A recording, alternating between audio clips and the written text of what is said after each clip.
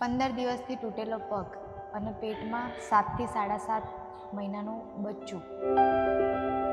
અમદાવાદના કુબડથલ વિસ્તારમાંથી આ ગાય 15 થી 20 દિવસથી એક પીડાથી જૂਝતી હતી.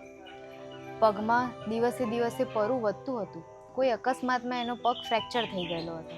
સ્થિતિ એટલી બધી ખરાબ થઈ ગઈ હતી કે એને ઊભું થવામાં બી તકલીફ પડતી હતી.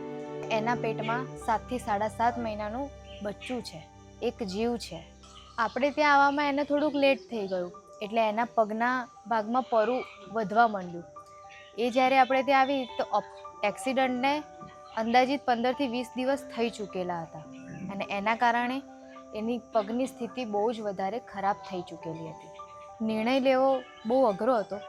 એક તો એના પેટમાં એક જીવ જીવી રહ્યું છે અને એને બી 1.5 થી 2 મહિનો સમય છે આ દુનિયામાં આવવાનો.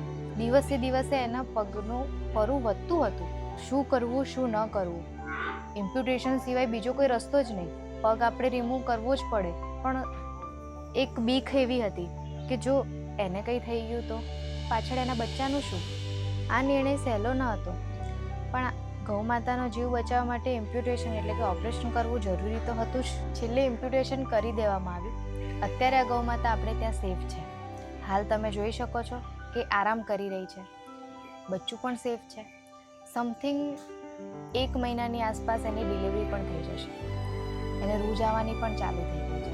આપણું એક જ લક્ષ્ય છે કે આનું અને આના પેટમાં વસતા એક જીવનું જીવન બચાવવું અને એમાં ક્યાંક ને ક્યાંક આપણને પોઝિટિવ રિસ્પોન્સ મળી રહ્યો છે. બધું થઈ રહ્યું છે તમારા સહયોગથી. આવી ઘણી બધી ગૌ માતાઓ આપણી રાહ જોઈ રહી છે. તમારો એક નાનો સહયોગ કોઈનું જીવન બચાવી શકે છે.